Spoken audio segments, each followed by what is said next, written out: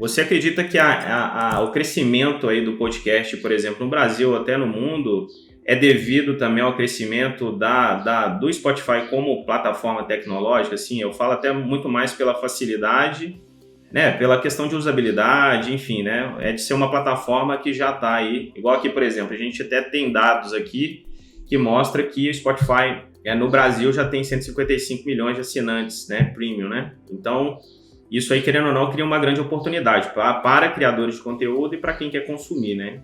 Como é que você vê essa relação do crescimento mesmo do podcast no Brasil e no mundo com a relação do Spotify em si, né? Como plataforma tecnológica? Não resta dúvida que ele foi um divisor de águas, né? Eu chamo de nave-mãe, né? O Spotify hoje começou a ser uma nave-mãe do universo dos podcasts, assim, porque ela conseguiu, com aquisições muito inteligentes, simplificar absurdamente a camada de produção. Eu acho que o impacto está muito na produção do que na audição, porque na audição eu até curto outros agregadores para ouvir podcast, que eu acho que a experiência de audição no podcast nem do Spotify não é a melhor ainda. Já melhorou, mas não é a melhor. Mas na camada produção ele revolucionou, porque ele comprou o Anchor, que é um hospedeiro de áudio, que você faz isso de forma gratuita. Áudio, né?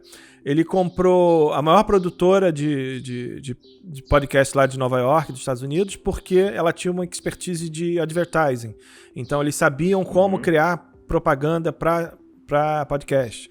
E comprou outras firmas também de medição, de analytics, para poder trazer dados enriquecidos para quem estava produzindo e para quem estava veiculando. Então, com essas aquisições muito inteligentes, ele conseguiu crescer muito e simplificar a camada de produção. Hoje, com um celular, um headphone e um lugar silencioso, você consegue produzir um podcast em 15 minutos. O próprio Anchor já tem a trilha sonora para você botar lá, já é uma ferramenta de edição simples, claro, mas suficiente se for um podcast de uma pessoa só, uma entrevista de duas, como a gente está fazendo aqui.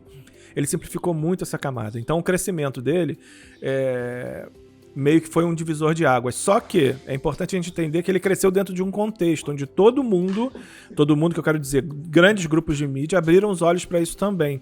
Então a gente tem, por exemplo, o William Bonner em outubro de 2019, na bancada do Jornal Nacional, explicando para o povo brasileiro o que é podcast. Isso muda muita coisa. Quem já teve capacidade oportunidade, melhor dizendo, de acompanhar uma inserção numa grande TV de uma marca e tal, e tava com analytics na frente, eu já tive essa experiência, é absurdo. São picos assim de... A gente sempre fica falando, a TV morreu, mas não, cara, ainda impacta pra caramba. Então, quando você consegue levar uma mídia que era de nicho pra bancada do maior jornal do país e sendo explicada, né? E sendo divulgada, você também trabalhou na criação desse contexto. Então, o Spotify é importante, mas um contexto é ainda maior. E tem uma questão importante também, e é só dando uma escorregada teórica aqui, a gente estava perdendo o contato direto com quem produzia conteúdo há muitos anos, com as timelines e os algoritmos, né?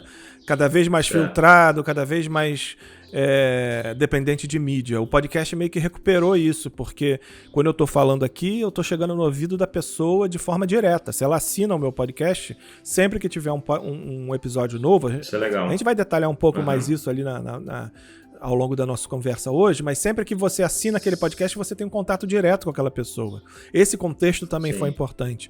Enquanto os algoritmos e as timelines começaram a entrar em uma espécie de crise, e aí a gente pode lembrar aí de eleições de 2016, aquele problema todo do Trump, Cambridge Analytica, todo aquele cenário que a gente pode buscar rapidamente aí nas notícias, o podcast veio por fora, reconectando essas pessoas. Então teve esse contexto importante também, que o Spotify soube surfar, mas que é importante a gente entender que ele é mais um resultado, um dos que melhor sucedeu, que melhor se deu bem, assim, o que mais se deu bem, mas ele não é o único responsável.